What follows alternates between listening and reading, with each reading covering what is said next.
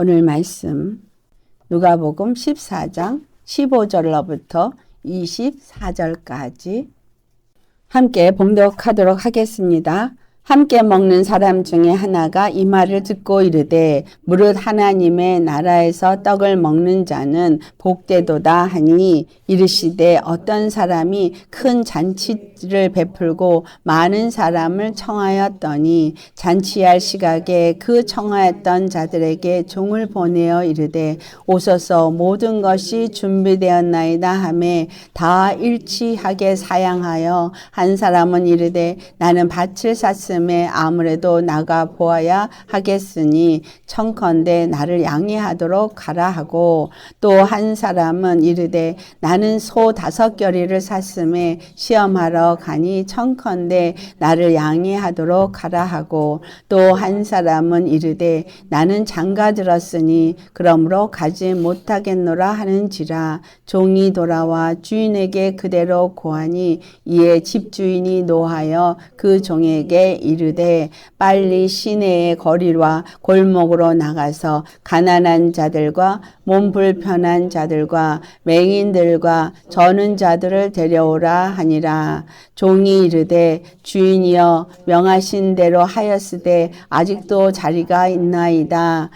주인이 종에게 이르되 길과 산울타리가로 나가서 사람을 강권하여 데려다가 내 집을 채우라. 내가 너희에게 말하노니 전에 청하였던 그 사람들은 하나도 내 잔치를 맛보지 못하리라 하였다 하시니라. 아멘. 오늘 말씀의 제목은 나가서 사람을 강권하여 데려다가 내 집을 채우라. 오늘 이 말씀은 마태복음 22장 2절을 같은 말씀이 나오는데 거기서는 천국에 대한 비유를 말씀하시는 것이었습니다. 오늘 이 누가복음 14장도 그 앞에 천국에 대한 비유를 말씀하시죠. 근데 그 천국의 비유를 어떻게 말하냐면 임금이 아들을 위하여 혼인잔치를 준비하여서 손님을 청한 것입니다. 여기서는 어떤 사람이 큰 잔치를 베풀었다고 하는데 이 잔치는 어떤 잔치냐 하면 임금이 자기 아들의 혼인잔치를 준비하고 배설된 잔치라는 거예요. 여러분, 예수님의 혼인잔치에 초대받으셨습니까? 큰 임금이 초대한 사람들은 어떤 사람이었을까요? 마태복음 22장에 이 이야기를 끝내면서 어떻게 말하냐 하면 청함을 받은 사람은 많되 택함을 입은 사람은 적다 라는 말씀을 하십니다. 청함을 받은 사람은 많았습니다. 근데 첫 번째로 청함을 받은 사람들의 무리를 우리가 돌아보면서 이 본문에서 나는 어떠한 사람이 되어야 하겠는가라는 것을 생각해 보아야 하겠습니다. 임금이 자기 아들을 위하여 혼인잔치를 준비하고 그 배설된 잔치에 초대를 했다 하면 적어도 그 나라의 고관, 백작, 그래도 임금과 친분 교제가 있었던 사람이 되겠습니다. 그렇다면 임금과의 교제가 있고 임금을 알고 또 그 아들도 아는 사람들이에요. 그 아들을 알아서 아들의 혼인잔치에 특별히 초청을 받은 사람들입니다. 그들이 그 초청을 거절했다라는 이 거절. 여러분, 하나님 앞에 우리가 어떤 초청을 받은 자입니까? 그리고 나는 그 초청을 거절한 자입니까? 아니면 응한 자입니까? 라는 걸 생각해 볼 때에 이 초청받은 사람들은 아주 정중하게 거절을 합니다. 그래서 굉장히 정중하게 예를 갖춰서 거절한 것 같지만 왜 거절을 했을까요? 우리는 그걸 생각해 봐야 합니다. 임금의 아들의 결혼식보다 임금이 초대한 그 초청보다 더 중요한 게 있었습니다. 그것은 내가 밭에 나가봐야 돼. 나는 소를 사서 그걸 시험해 봐야 돼. 나는 결혼을 해서 안 돼. 라는 나름대로의 자기의 이유를 말하지만 근본적으로는 이 임금을 만홀히 여긴 거예요. 임금이란 표현은 그 나라의 주인인 거예요. 하나님이 우리의 왕이 되시고 우리의 주가 되셨습니다. 여러분의 왕이 누구십니까? 우리 한번 생각해 봐야 돼요. 교회 다니시는 많은 분들이 정말 예수님이 나의 왕, 하나님이 나의 주 되시느냐는 거예요. 하나님 아버지는 주님 할 수 있겠지만 예수님은 나의 주와 그리스도가 되게 하셨는데 정말 그분이 나의 왕, 나의 주가 되셨느냐?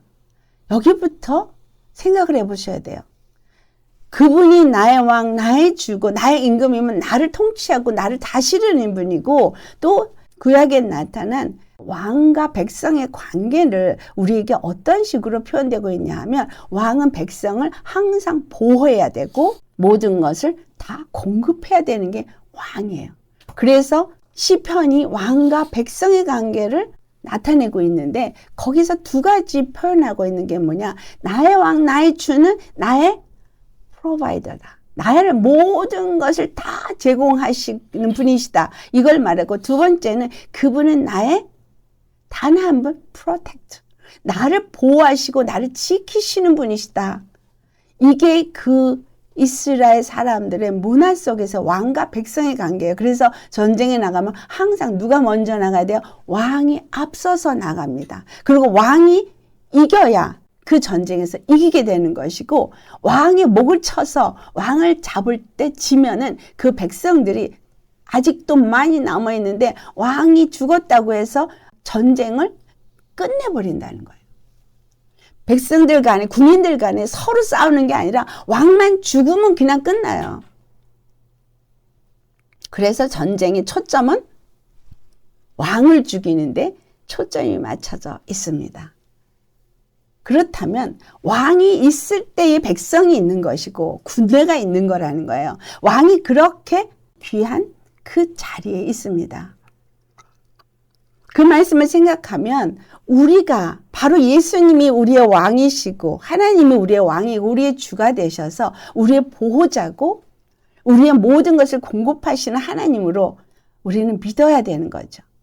그러면 그 왕이, 그 하나님이 당신의 아들의 혼인 예식에 초대를 했을 때 정말 그 왕이 나의 공급자고 나의 보호자이고 그분 안에서만 내가 온전히 살 수 있다고 생각하면 그분의 아들의 혼인잔치에 청함을 거절할까요? 그러지 않을 거예요. 그러지 않을 거예요. 정말 예수님이 하나님의 아들로서 이 땅에 오셨고 그분을 우리의 단 한 분 그리스도가 되시겠다는 얘기는 단 한 분 하나님과 우리 사이가 혼인이 되어질 수 있는 단 하나의 연합이 될 수 있는 길로 주셨다는 의미예요. 그 단체자리에 우리를 초청한 거예요. 그런데 다른 것 때문에 예수님 앞엔 그 혼인잔치에 나오는 것을 거절하겠느냐는 거죠. 우리 예배는 하나님과 혼인예식의 연습인 혼인잔치 청함을 받는 것입니다. 그래서 정말 왕이신 그 주님이 나의 주님이라고 생각하면 예배가 목숨보다 귀하게 여기셔야 돼요. 아시겠어요? 그냥 주일날 예배드리고 뭐 그거 안 할 수도 있는 거고 할 수 있는 거가 아니고 세상이 바쁘면 안 할 수도 있고 건너뛸 수도 있는 게 아니라 목숨처럼 여겨야 될 게 하나님과 나 사이의 관계가 연합되어지는 예배라는 거예요. 예배가 그래서 중요합니다. 예배는 하나님과의 혼인예식을 치르는 것과 같습니다. 이스라엘 백성들이 시내산에서 율법을 받을 때 그들은 그것을 혼례식으로 여기잖아요. 왜 혼례식으로 여겨요? 하나님 앞에 법을 받아서 하나님과 백성의 관계가 이루어졌기 때문인 거예요. 하나님과 우리의 관계가 이루어지는 그 자리가 왜 혼인예식이어야 되느냐 하면 바로 임금과 백성과의 관계 형성이 되어졌다면 그 혼인자리, 아들을 위한 혼인잔치에 당연히 모든 것을 다 제껴놓고 나아갈 거라는 것입니다. 인간적으로 생각을 해도 그렇죠. 아니, 내가 지금 땅을 샀기 때문에, 내가 소를 샀기 때문에, 내가 장가를 들었기 때문에 그 자리에 갈 수 없다는 이 말의 의미는 임금을 만홀히 여기는 거예요. 임금을 경홀히 여기는 거예요. 그렇죠? 정말 임금을 임금으로 여기지 않는 겁니다. 주님을 주님으로 여기지 않는 거예요.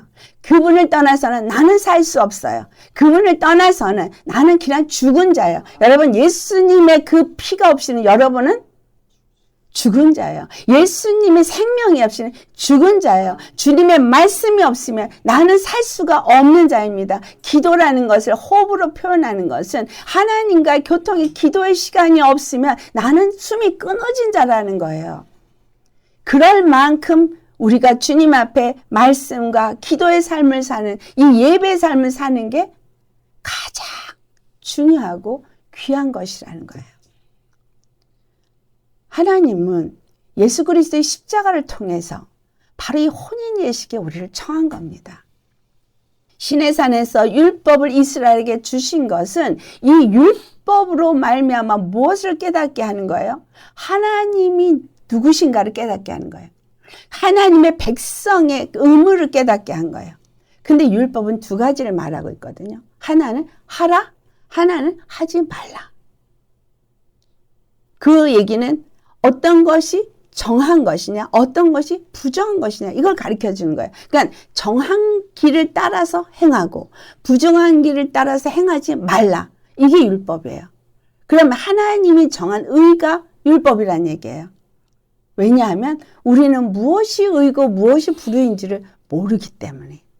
율법을 이스라엘에게 준 건 무엇이 의고 무엇이 불의인지, 무엇이 죄인지를, 무엇이 살 수 있는 길인지를 모르기 때문에 율법을 준 거예요. 세상 사람들에게 준 게 아닙니다. 세상 사람들은 자기 나름대로의 의를 만들고 자기 나름대로의 법을 만들어서 거기서 자기 나름대로의 어떤 행복을 만들어서 살려고 하고 있어요.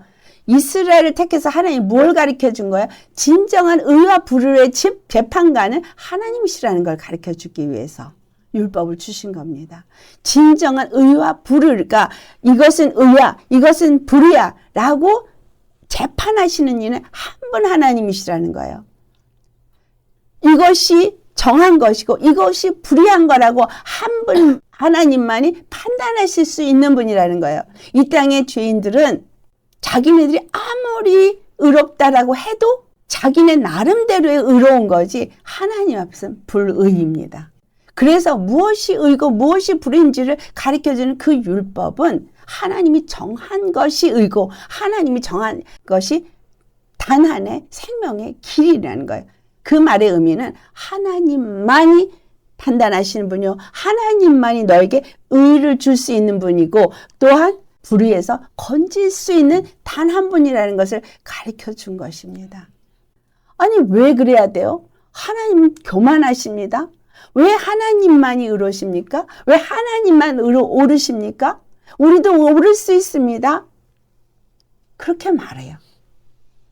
하나님이 정한 것은 내가 볼 때는 합당치가 않아요. 나는 의롭게 행했는데 왜 하나님이 나한테 이거를 의롭다 하지 않습니까? 이게 일반 우리 인간들이 하는 말이고 행동입니다. 근데 아셔야 돼요. 재판관은 하나님뿐이에요. 내가 거기에 가타부타 말할 수 있는 존재가 아닙니다.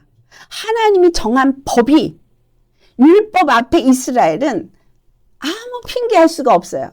율법에 따라서 정죄받고 율법에 따라서 의롭다함을 얻게 되어졌거든요. 그 율법을 먼저 주신 것이 뭐예요? 죄를 깨닫게 하기 위해서.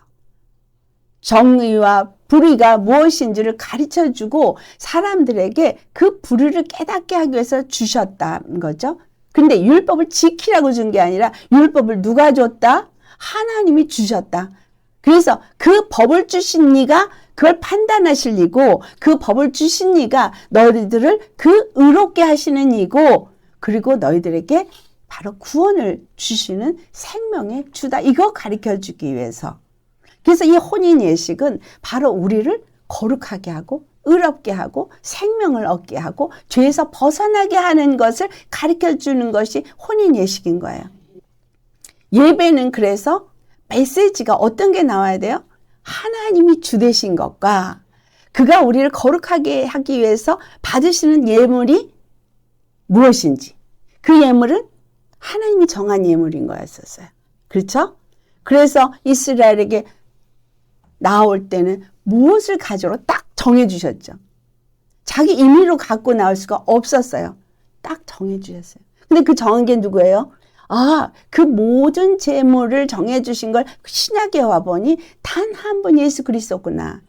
그걸 히브리서 10장 5절에 정확하게 한마디로 제사와 예물을 원하지 아니하시고 오직 한 몸을 예비하셨으니, 그래서 하나님이 기뻐하신 예물은 하나구나. 그 말의 의미는 무엇입니까? 바로 하나님만이 구원이신데 하나님이 구원받을 수 있는 길을 하나를 제정했다는 거예요. 다른 길이 아니라 하나를 지정한 거예요. 예수 그리스도만을 지정한 거예요. 그런데 이것도 또 예수 그리스도가 그냥 오셔서 내가 그리스도야, 너희 나를 믿어라. 하나님의 능력은 그냥 이렇게 육체로 오실 수도 있고 육체가 올라갈 수도 있고 다 할 수 있죠. 그러니까 오셔서 그렇게 하면 되는데 굳이 세 번째, 왜 피를 흘려 십자가에 죽으셨어야만 했느냐는 거예요. 하나님이 정한 법이에요. 그게 이스라엘의 율법에도 피 흘림이 없이는 죄사함이 없다라고 하나님이 정하신 거예요. 그래서 제물이 피를 흘려 죽어야만 됐고, 그 제물 위에 죄를 대신 전가해서 그 죄를 전가받은 짐승이 죽을 때에 죄사함을 얻는 법을 가르쳐줬고, 이것은 마지막 때에 오실 예수 그리스도가 우리의 죄물로서 그의 피를 흘리셔서, 그의 영원한 피를 흘리셔서 영원한 제사함을 얻게 하는 것을 미리 그들에게 알게 하기 위해서 피 흘림이 없이는 대속기라는 것은 있을 수도 없고 죄사함은 있을 수도 없다는 걸 가르쳐준 거예요. 하나님이 모든 걸 주관하십니다. 정한 예물이 분명히 있습니다. 근데 그게 하나예요. 그게 예수 그리스도예요. 그런데 그 제물이 반드시 피 흘려 죽어야만 그 피로 우리가 죄사함을 얻게 된다는 거예요. 혼인 예식에, 이 예배에, 그러면 누가 혼인 예식에 중요한 자입니까? 바로 아들인 거예요. 아들. 임금의 아들. 이 아들을 통해서 혼인 예식이 이루어지는 거예요. 예수 그리스도의 피에 의해서 혼인 예식이 이루어지는 거예요. 예수님의 피를 가진 자들이 예수님과의 만남이 있는 것고 죄사함을 얻은 혼인이 이루어질 수 있는 거예요. 왜? 하나님은 거룩하시니까. 하나님은 거룩하시기 때문에 우리가 거룩하지 않고는 절대 그 혼인 예식에 들어갈 수가 없는 거예요. 더더군다나 거룩한 그 아들과 혼인을 맺는 건 있을 수도 없는 겁니다. 그러니 임금과의 관계 속에서 초청을 받은 사람들은 뭐예요? 거룩함을 입은 자들로서 초청받은 거예요. 거룩함을 입는 자로 초청받은 건 죄 없는 자로 인정받기 위해서 초청받은 것이고, 또한 이 초청은 아들 안에서 함께 한 무리, 한 백성, 한 나라가 되어지도록 초청받은 자리예요. 그런데 거부했더라는 거예요. 아무리 정중하게 거부해도 이 거부는 하나님을 거부한 거예요. 나는 이래서, 나는 저래서, 이유가 있어서, 저래서, 그래서 예배에 못 가요. 하나님을 거부한 거예요. 하나님의 한 백성이 되기를 거부한 것이고, 하나님의 한 나라가 되기를 거부한 것이고, 하나님의 한 가족이 되는 것을 거부한 거예요. 하나님과의 교제가 있기를 원하는 하나님이 준 단 하나의 기회를 거부한 거예요. 이게 혼인 예식이에요. 근데 이들이 다 자기네들이 바빠서, 이게 뭐 육체 일이 바빠서, 자기가 초점이 어디에 있어요? 땅에 있어요. 초점이 이 소에 있어요. 물질에 있어요. 그리고 자기 안에 있어요. 가족에게 있어요. 그쵸? 목회자들 중에 끝을 못 맞추고 실패하는 이유를 조사를 했더니 7가지가 나왔대요. 그 중에 돈, 그 다음에 뭐예요? 그 다음에 명예, 그리고 그 다음에 어떤 성적인 관계, 그리고 그 다음에 있는 것들이 가족, 경제 문제. 가족들의 그 어떤 경제 문제 역도 돈하고 연결이 되죠. 내 식구들을 먹여 살려야 되니까. 내 식구가 중요하니까. 그리고 쓴뿌리. 이렇게 자기 안에 있는 자기 중심으로 말미암아 얻어진 것들이 전부 이 끝을 못 맞추게 하는 요인입니다. 다 육적인 정욕과 육적인 사욕, 육적인 생각, 육적인 마음, 육적인 욕구를 따라서 행하는 이 모든 것들이 결국은 실패한다는 거예요. 근데 오늘날 껍데기는 건건하고 속에서는 이 죄악이 있으니 이 죄악으로 하나님 앞에 더럽혀진 자들이 있더라는 거예요. 그러니까 하나님은 내 안에 거룩하지 않은 모든 것들을 다 헐어버려라. 제거해라. 우리 안에 있는 우상들을 제거해라. 그렇기 때문에 우리 안에 있는 어떤 죄의 생각, 어떤 죄의 마음 다 부셔버려라는 거예요. 여기서 내가 내 육으로 이 땅에서 잘 먹고 잘 사는데 나를 행복하게 하는 게 돈이라고 생각하거나 명예를 생각하거나 아니면 사랑하는 어떤 사람이거나 이런 것들이 하나님과 나 사이를 막는 것이 있다면 다 뽑아 버려야 되는 거, 부숴 버려야 되는 거예요. 세상에 내가 기뻐하고 내가 좋아하고 나를 행복하게 만드는 그 어떤 것들이 내 앞에 하나님보다 먼저 있다면 제거해야 된다는 거예요. 여러분의 감정을 흔드는 게 뭐예요? 여러분 생각이잖아요. 여러분 마음이고 또 쓴뿌리. 그런 것들이 우리의 감정을 흔들어대고 있어요. 더럽히고 있는 거예요. 성경이 뭐라 했어요? 쓴뿌리를 향해서 너만 더러워지는 게 아니라 그 형제도 더럽힌다고 말하고 있잖아요. 다 뽑아버려야 되고 다 제거해버려야 돼요. 그런데 이 사람들, 지금 혼인예식을 거부한 이 사람들은 다 뭘 붙잡은 거예요? 그 육적인 것을 붙잡은 거예요. 예수 믿는 사람들이 예수님이 피부림으로 말미암아서 거룩함을 입는 자가 된다는 이 말의 의미는 여러분이 붙잡을 만한 세상의 어떤 것도 다 버리는 걸 의미하는 거예요. 그러면 내게 올라오는, 예를 들어서 쓴뿌리로 올라오는 감정 버려야 된다는 얘기예요. 왜? 피뿌림으로 덮였으니까. 그 생각 버려야 되는 거예요. 마음 버려야 되는 거예요.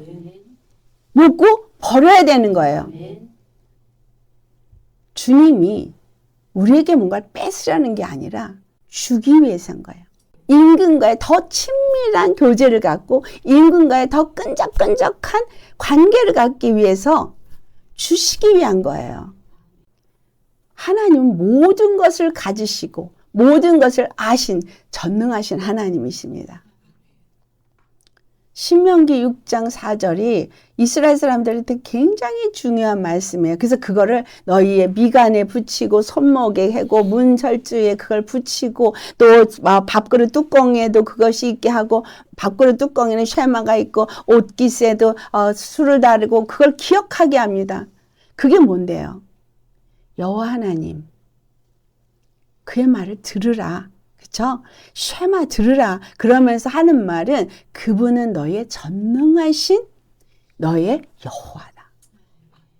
단 한 분 유일한 여호와다. 그거예요. 우리의 심령 속에서 매일같이 기억해야 되고 매일같이 되풀이해서 나한테 인을 받게끔 새겨야 될 건 뭐냐면 여호와는 그 하나님은 나의 단 한 분 전능하신 하나님이고 그분만이 나의 구원이라는 거. 그래서 그분이 나의 보호자고 나의 공급자고 나는 그분 안에 있으면 두려울 것이 없다라는 것을 기억하게 하는 거예요.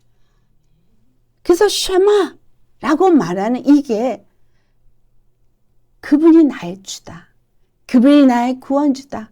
그분이 나의 모든 것을 책임지시고 공급하신 하나님이실 뿐만이 아니라 어떤 상황에도 나를 지켜주실 전능하신 하나님 단 한 분 유일하신 분이다라는 것을 새기라는 거예요.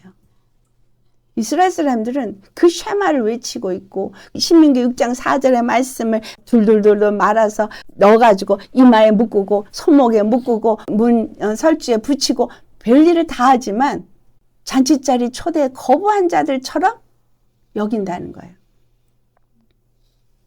임금을 임금으로 여기지 않는 거예요. 임금을 임금으로 여기면 예수님 오셔서 뭐라 그러시죠? 너희가 아버지를 알았더라면 나를 알았을 것이다. 그랬죠? 그 아버지와의 긴밀한 교제 속에 있어서 늘 그 말씀이 무엇인가를 안다면 아버지를 알았을 거라는 거예요. 성경의 많은 구약의 하나님 앞에 의로운 자들이 하나님의 음성을 듣게 되어지는 것을 기록하고 있어요. 그게 뭐예요? 그때 당시에 천사가 와서 말해줬어요. 사가랴가 그러했고 세례 요한 배웠던 그 엘리사벳도 그러했고 또 마리아도 그러했고 많은 선지자들이 그러했고 하나님의 음성을 다 들었어요. 그렇죠?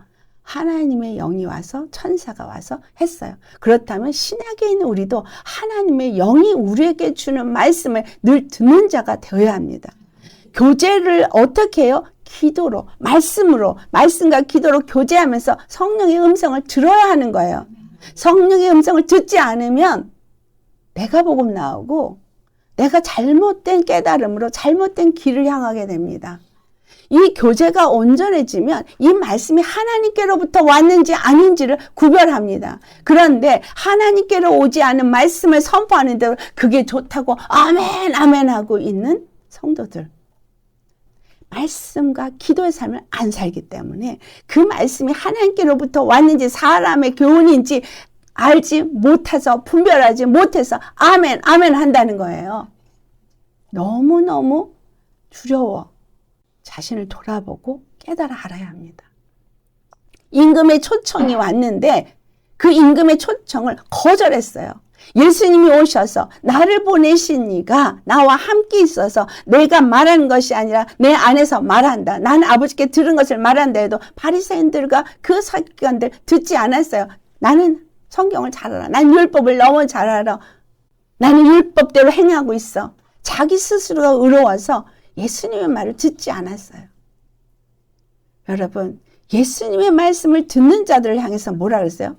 하나님께 속한 자라는 표현을 했습니다. 하나님께 속한 자는 하나님의 말씀을 듣는다. 내게 속한 자는 나의 음성을 듣는다. 내 약물이면 내 목자의 음성을 듣는 거예요. 임금의 백성이면 임금이 초대했을 때 어찌 노를 하겠냐 이 말이에요. 하나님의 말씀이 여러분한테 올 때 여러분 무조건 예스입니까? 무조건 아멘입니까? 노 하시는 건 없나요? 아 하나님 그래도 그건 아니죠. 정말 주로 여긴다. 정말 그분이 나의 왕이시면 거기에 아무 토다는 것 없이 예스가 돼야 되는 거예요.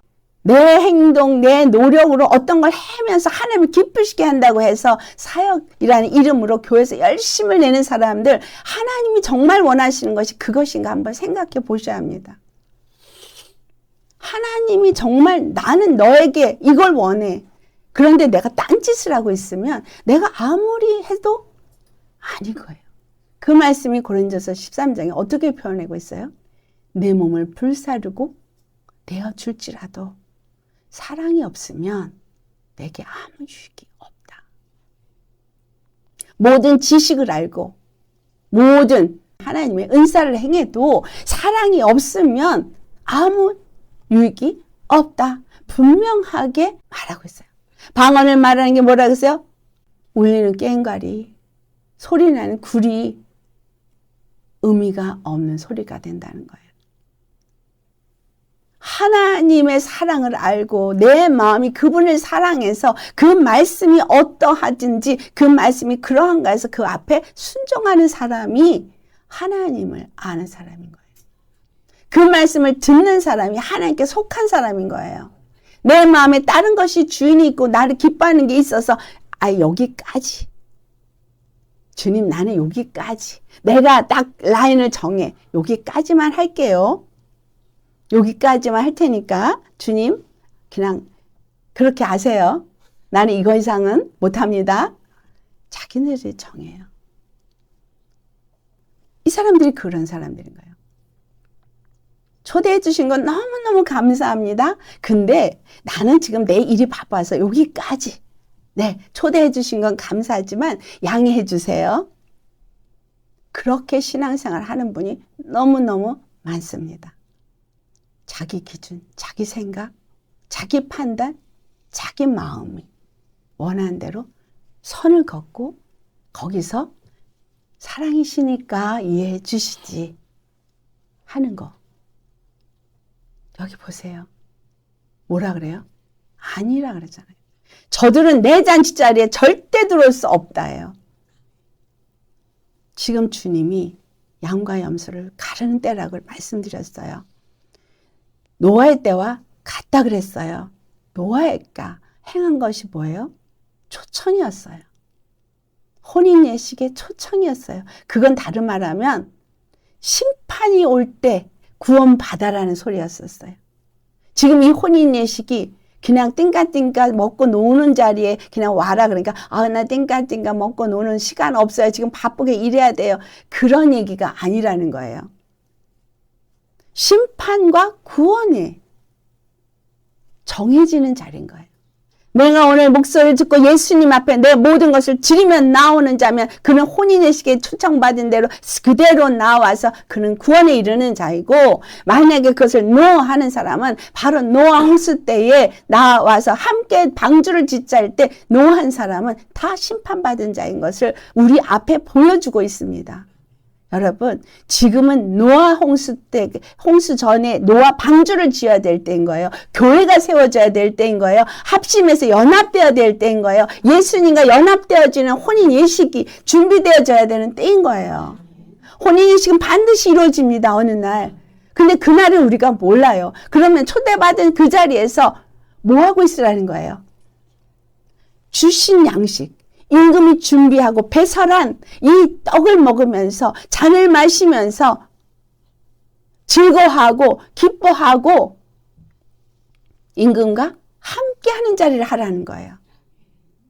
왜 예배가 중요하다고요? 그 자리에서 하나님이 떡을 주시니까, 생명의 떡을 주시니까, 하나님 세운 주의 종의 입을 통해서 말씀을 주시니까 그 말씀이 하나님께로부터 온 말씀으로 생각하시느냐는 거예요. 초청의 말씀이고 그 말씀이 피의 말씀이어야 돼요. 그래서 목회자가 피의 말씀, 생명의 말씀 안전하면 그 피값을 다 요구하시는 거예요. 하나님이. 죄종들을 함부로 말하면 큰일 나는 거예요. 이 땅에서는 목회자로서 대우받고 존귀 여김을 받았을지 모르지만 죽어서 천국을 가지 못하고 지옥으로 떨어질 수 있다는 거예요. 제가 그래서 이 자리에서 외치는 소리는 내가 천국을 가느냐 지옥을 가느냐가 양당간에 결정되는 자리인 거예요. 말 잘못해서 영혼들에게 잘못된 걸 먹이면 그냥 그 피값 내가 다 지고 지옥불 가게 생긴 거거든요. 근데 어떻게 다른 말을 할 수가 있겠어요? 목회라는 이름으로 왜 백성들을 회유하냐는 거죠. 정말 주님은 초대하셨어요. 초대했는데 너무 많은 사람들이 여기 거절한 이 세 종류의 사람들과 같다는 거예요. 그분이 우리에게 무엇을 뺏으려고 하는 거예요? 시간을 뺏으려고 하는 거예요. 물질을 뺏으려는 게 아닙니다. 그분 안에 주신 생명의 떡을 먹고 생명의 잔을 마시고 그 잔치에서 기뻐하는 잔치자리를 하라는 거거든요. 예수님 앞에 초청받은 사람들이 예수님의 말씀을 먹고 나면 그 말씀이 생명이 될 때 기쁨이 오고 그 말씀이 정말 그 피로 포도주를 마셨을 때 취하는 것처럼 그 기쁨에 취하고 성령에 취하고 성령의 세수에 취해서 방언 찬양하고 정말 주님이 말하게 하시는 말만 하고 감사의 말을 하고 이 혼인잔치에서 만약에 풍족하게 채워진 거를 먹고 마신 사람은 누굴 찬양하겠어요? 임금을 찬양하겠죠.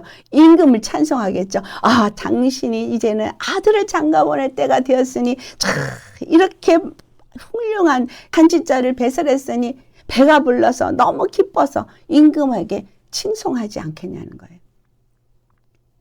찬양은 그렇게 예수님을 만난 자들이 찬양을 하게 됩니다.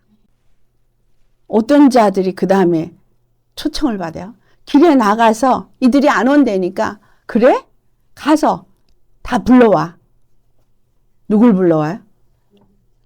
그냥 저는 자 종들에게 나가서 너 가서 불러라.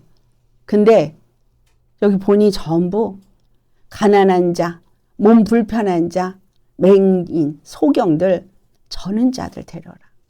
세상에서 가치 없는 자, 세상에서 정말 죄인처럼 여기는 자 불러오라는 거예요. 근데 이 말씀이 고린도 전서 1장에 나오죠. 우리 한번 고린도전서 1장에 사도 바울을 통해서 하신 말씀을 한번 돌아보겠습니다. 어떤 자를 부르셨나? 27절로부터 29절까지 같이 봉독하겠습니다. 그러나 하나님께서 세상에 미련한 것들을 택하사 지혜 있는 자들을 부끄럽게 하려 하시고 세상에 약한 것들을 택하사 강한 것들을 부끄럽게 하려 하시며 하나님께서 세상에 천한 것들과 멸시받는 것들과 없는 것들을 택하사 있는 것들을 폐하려 하시나니 이는 아무 육체도 하나님 앞에서 자랑하지 못하게 하려 하심이라. 혼인잔치는 그냥 어떤 집에서 그냥 혼인잔치를 한 게 아니라 나라잔치예요. 그렇죠? 나라잔치. 근데 그 나라잔치를 베풀고 초청을 한 게 예수 그리스도의 십자가를 통한 초청입니다. 그래서 그 십자가의 초청을 이 땅에 지혜롭다는 자들, 부자라는 자들은 그거를 만홀히 여기고 가치 없이 여기고 그 초청에 응하지 않으니 하나님이 지금 어떤 자들을 세워요? 세상에 미련한 거, 또 천한 거, 약한 거, 멸시받는 이런 사람들, 없는 사람들, 이런 사람들을 택한 거예요. 그래서 그들을 나가서 강권해서 와라, 어제 와라, 혼인잔치에 와라, 임금의 혼인잔치에 와라. 자, 죄인들, 저는 자들, 눈먼 자들, 멸시받는 자들이 우리가 왕의 자리에 그것도 왕의 아들의 잔치 자리에 우리 같은 자들이 초대를 받는다고? 나 같은 죄인이? 어떻게 나 같은 죄인이 그 자리에 갈 수 있나? 여러분, 우리 예수님이 초대한 자리에 그런 마음으로 오셨습니까? 내가 죄인인데, 너무 죄인인데, 난 너무 약한데, 나는 눈먼 자인데, 나는 저는 자인데, 난 지은 건 죄밖에 없는데 그런 나를 초대하신다고? 그런 나를 그 잔치자리에 초대하신다고? 내가 그 임금의 얼굴을 뵐 수 있는 그 자리에 나간다고? 어떻게 나왔을까요? 기뻐하며 감사하며 나왔을 것이죠. 감히 내가 어찌 그 거룩하시나 임금 앞에, 그 존전 앞에 내가 어찌 나올 수 있는가? 여러분, 정말 우리가 예수님 앞에 예배드리는 이 자리가 그 존귀하신 하나님 앞에 감히 나 같은 죄인이 찬양을 드리고 그분의 얼굴을 배웠고 그분이 주시는 생명의 떡을 먹고 그 흘리신 피로 인해서 내가 거룩하다, 의롭다, 그런 은혜와 사랑을 입었다는 것에 감격하십니까? 그런 마음으로 드려야 돼요, 예배는. 그분이 나를 초대했어요. 그런 마음으로 예수님 믿으셔야 돼요. 그 초대입니다.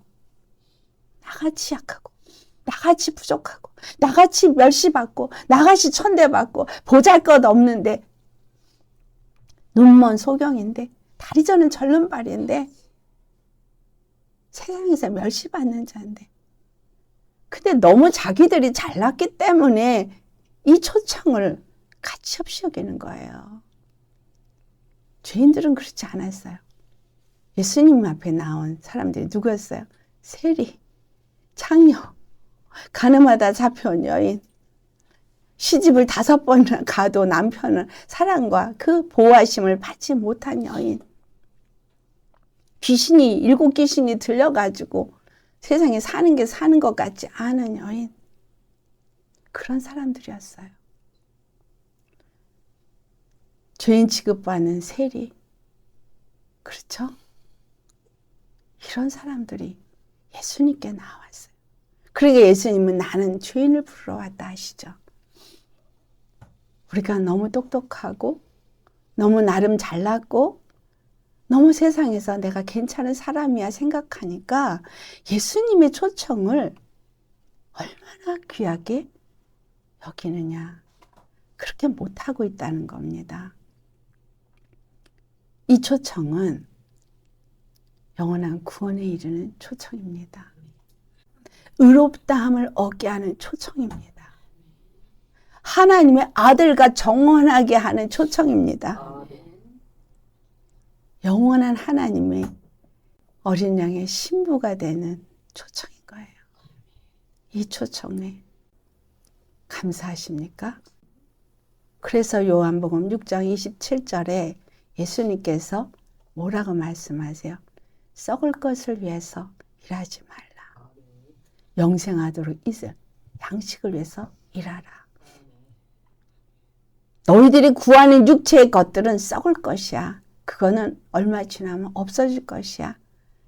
내가 주는 것은 생명의 떡이니 내게 나와서 이걸 구하라.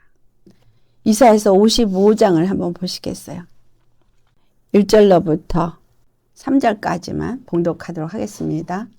오라 너희 모든 목마른 자들아 물러 나오라. 돈 없는 자도 오라. 너희는 와서 사 먹되 돈 없이 값 없이 와서 포도주와 젖을 사라. 너희가 어찌하여 양식이 아닌 것을 위하여 은을 달아주며 배부르게 하지 못한 것을 위하여 수고하느냐.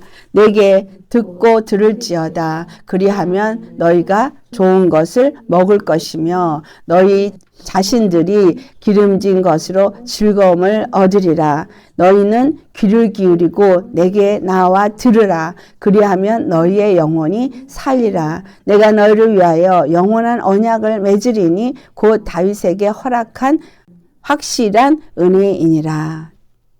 여러분 혼자 계실 때 이 이사야서 55장 11절까지 다 봉독하면 좋겠습니다.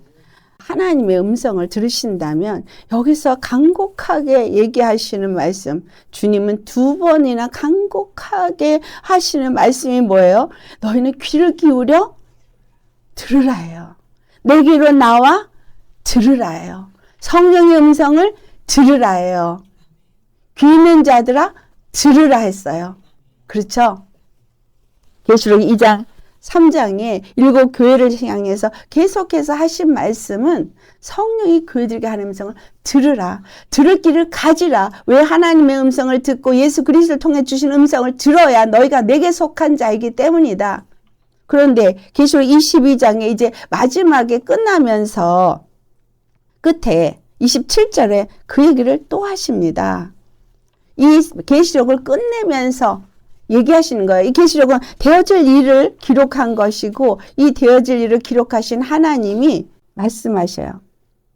계시록 22장 17절 같이 봉독합니다. 성령과 신부가 말씀하시기를 오라 하시는도다. 듣는 자도 오라 할 것이요 목마른 자도 올 것이요 또 원하는 자는 값없이 생명수를 받으라 하시더라. 이게 지금 우리에게 너무 중요한 말씀이에요. 임금이 아들을 혼인 예식에 청하는 이 청함이 주님의 초청입니다. 주님의 부르심입니다. 그래서 이 초청을 받으라는 거예요. 들으라는 거예요. 그런데 듣는데 뭐라고 말해요? 성령과 신부가 말씀하시기를. 여기서 신부라고 말했어요. 신부. 성령이 누굴 통해서 일하셔요? 교회를 통해서. 교회가 어린 양의 신부죠. 그러니까 오늘 뭐라 그랬어요? 너희는 나가서 강권하여 사람들을 청하여 내 집을 채우라.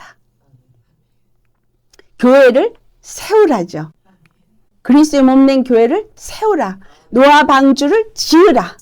노아에게 말한 거예요. 그렇죠? 그런데 다 조롱했어요. 노아의 방주를 지어야 된다고 할 때 조롱했어요. 지금 성령과 신부들이 말씀하시기를 뭐래요? 오라. 왜 오라 그래요?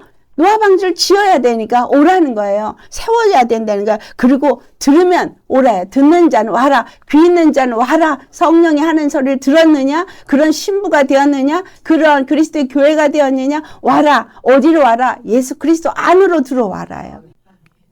혼인 예식에 들어와라예요. 다른 거 던져버리라는 거예요. 마태복음 6장 33절의 말씀이죠. 너희는 먼저 그의 나라와 의를 구하라. 그리하면 나머지 거 내가 다 줄 거야. 오라고 말할 때 목마른 자 와라. 여러분 목마르십니까? 또 원하는 자 와라. 원하십니까? 값없이 생명수를 받으라. 값없이 주시겠다는 거예요. 이미 배설되었어요. 혼인잔치는 이미 풍성한 양식으로 준비되었어요. 예수 그리스도의 그 살과 피로 준비되었어요. 부족함이 없어요. 그분의 살과 피는 우리에게 부족함이 없습니다. 그것을 채우라는 거예요. 네 노력과 네 열심으로 네가 뭔가 구원을 얻거나 아니면 내한테 칭찬을 받거나 아니면 상을 받을 거 그거 아니라는 거예요. 와서 먹으라는 거예요. 와서 함께 하자는 거예요. 내 잔치 자리에 와라예요. 그러면 배부를 것이다. 목마름이 없어질 거라는 거예요. 네가 원하는 대로 다 공급될 것이라는 거예요. 값없이 생명수를 주신다는데 값없이 풍성한 양식을 주신다는데 그것을 구하지 않는다는 거. 그러니까 저 천한 자, 약한 자, 소외된 자, 멸시받는 자, 저들이 데려다가 채워. 그런 거예요. 여러분, 유대인들에게 복음을 주었는데 그들이 거부했어요. 누가 이거 받았어요? 이방인들이. 개처럼 여겼고 멸시받는 자로 여겼던 자들이 세리와 과부와 또 창녀와 가난한 자들이 사마리아인들이 받았어요. 우리가 하나님 앞에 어떤 자세야 되겠느냐? 어떤 자세? 마태복음 22장에 같은 말을 하는데 임금이 이제 다 사람들을 채웠다 그러니까 와봐요. 와보는데 거기 가보니까 예복을 입지 않은 자가 있어. 예복을 입지 않은 자를 보니까 뭐라 그래요? 친구야. 너는 어찌 예복이 없냐? 혼인예식에 들어올 땐 반드시 그들이 준 예복을 입어야 되는 거예요. 왜? 거룩한 잔치니까 거룩한 예복을 입어야 돼요. 근데 그걸 안 입은 거예요. 그러니까 어떻게 해요? 종들에게 저를 끌어다가 바깥 어두운 데 내쳐서 슬피 울며 이를 갈미 있게 하라. 청함을 받았어도 옷을 입지 않은 거예요. 계시록 19장 8절과 9절을 보겠습니다. 같이 봉독합니다. 그에게 빛나고 깨끗한 세마포 옷을 입도록 허락하셨으니 이 세마포 옷은 성도들의 옳은 행실이로다 하더라. 천사가 내게 말하기를 기록하라. 어린 양의 혼인잔치에 청함을 받은 자들은 복이 있도다 하고 또 내게 말하되 이것은 하나님의 참되신 말씀이라 하시기로. 어린 양의 혼인잔치에 청함을 받은 사람은 복이 있습니다. 그러나 혼인잔치에 청함을 받았어도 예복을 입지 않은 사람은 슬피 울며 이를 가면 저 지옥불에 떨어진다는 거예요. 어떤 분이 천국에 그런 곳이 있다고. 아니요. 천국이 아니에요. 그거는 지옥이에요. 왜? 이 어린 양의 혼인잔치에 초대받은 사람들에게는 깨끗하고 세마포, 의로운 옷을 주었기 때문인 거예요. 이걸 입도록 허락했기 때문에 이 옷을 반드시 입어야 되는 거예요. 우리가 이 땅에 있으면서 반드시 이 옷을 입어야 됩니다. 예수 그리스도의 옷으로 덧입어야 돼요. 예수 그리스도를 입은 사람들을 어떻게 표현하고 있어요? 갈라디아 3장 27절에 같이 봉독합니다. 누구든지 그리스도와 합하기 위하여 세례를 받은 자는 그리스도로 옷 입느니라. 옷을 어떤 자가 입었다고요? 그리스도와 합하기 위해서 세례받은 자예요. 연합되기 위해서 세례받은 자예요. 예수 그리스도 완전히 연합되기 위해서 그의 죽으심을 본받아 연합한 자가 되어지면 로마서 6장 4절로부터의 말씀이 떠오르실 겁니다. 예수 그리스도 합하기 위해서 그의 죽으심에 본받아 연합한 자, 그럼 그의 부활하심에 본받아 연합한 자가 되어진다는 것이 예수님과 합한 거예요. 이것이 세례받은 거예요. 이것이 옷 입은 거예요. 그래서 혼인 예식에 청함을 받았으나 다리를 절든 눈이 멀든 멸시를 받는 자든 그건 상관이 없어요. 예수 그리스도로 옷 입었느냐 안 입었느냐가 중요한 거예요. 바로 그 임금의 초대를 어떻게 생각하고 나왔느냐가 중요하다는 거예요. 예수님이 그 십자가에서 죽으시고 우리의 죄를 사시고 부활하셔서 우리로 그 생명 가운데 살고 의 가운데 사는 자가 되게 하신 이 사실을 믿고 영접하고 그것이 삶에 가진 사람들, 그들이 바로 옳은 행실로서 거룩한 세마포를 입은 거룩한 백성인 거예요. 그러니 매일 우리의 삶은 거룩해야 되는 거예요. 그런 자들만 이 혼인 예식에 들어가는 겁니다. 초청을 했는데 거절을 하지를 않나. 초청은 받았는데 옷을 입지를 않고 초청 받았다고 하지를 않나. 주님이 인정해야 돼요. 그렇죠? 우리가 인정하는 게 아니라 주님이 인정해야 돼요.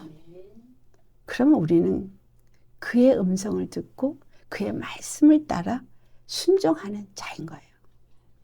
썩을 것을 위해서 일하지 않고 썩지 아니할 그 영원한 양식을 위해서 일하는 자가 되어진 자이기 때문에 그 말씀 앞에 순종하고 그 말씀이 그러한가 해서 목숨 걸고 그 말씀을 따라 사는 자가 하나님의 백성인 거예요.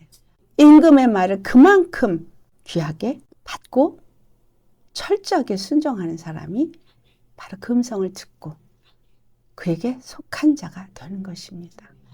아멘. 여러분, 그런 자들은 이제 우리에게 명령하십니다. 가서 강권하여 사람들을 데리고 와서 내 집을 채워라. 마가복음 16장 15절 16절 같이 봉독합니다. 또 이르시되 너희는 온 천하에 다니며 만민에게 복음을 전파하라. 믿고 세례를 받는 사람은 구원을 얻을 것이요 믿지 않는 사람은 정죄를 받으리라. 이 말씀을 마태복음 28장 8절로부터 20절까지 있는 말씀에서는 가서 너희는 모든 족속으로 제자를 삼아 아버지와 아들과 성령의 이름으로 세례를 주고 그리고 내가 너에게 분반 모든 것을 가르쳐 지키게 하라. 무엇을 가르쳐요? 복음을 가르쳐서 지키게 하라. 의로운 삶을 살게 하라. 옳은 행실로 세마포옷을 잘 준비하게 해라. 방주를 짓게 하라. 이 말이잖아요. 내 집을 채워라. 성령과 신부들이 우리에게 하시는 말씀 들었으면 우리도 값없이 주신 생명수 먹고 우리도 나는 목마르니까 나는 원하니까 나는 정말 그것밖엔 길이 없다는 것을 알기 때문에 그분을 찾고 구하는 자는 그 생명수를 먹고 나아가서 그 입에서 열 때마다 입을 열 때마다 뭐가 흘러야 돼요? 생명수의 강이 흘러야 돼요. 그 생명수가 여기 가득 찼는데 뭐가 나와요? 생명수가. 그러니까 흘러가는 것마다 생명나무가 세워지고 흘러가는 것마다 소성케 되어지는 역사가 있고 흘러가는 것마다 그물 깃는 곳이 되어져서 아르바 땅끝까지 이르러 회복의 역사가 일어나더라는 겁니다. 내 집을 채워라. 여러분, 여기 내 집 맞죠? 우리 집도 내 집 맞죠? 내 가정, 교회 내 집 맞죠? 나라 내 집 맞죠? 하나님 집이에요, 다. 그렇죠? 우리는 예수님을 믿는 사람이 생육하고 번성하고 땅에 충만하게 해야 되는 거예요. 그리고 왕같은 제사장들 그들을 다스리고 정복하는 자가 되어지도록 그 권세를 사용할 수 있어야 합니다. 마귀를 대적하여 싸우되 능히 이기셔야 합니다. 아버지의 집을 채우는 일은 나아가서 굶주린 자들 데려다 양식을 먹이고 벌거벗은 자들을 데려다가 옷을 입히고 유리 방황하는 자들을 그 집으로 들이는 거, 이사야서 58장 7절에 나오는 말씀이죠. 아멘. 우리 모두 이런 저와 여러분 되시기를 예수님의 이름으로 축원합니다. 아멘. 할렐루야. 정말 그래서 날마다 주님 앞에 내 마음이 어떠한가를 점검하셔야 돼요. 내가 받은 바 은혜가, 그 사랑이 어떠한지를 정말 아는 사람이면 이런 식의 거절은 하지 않아요. 세상에서 내가 거절을 받았어도 그분은 나를 초청하셨어요.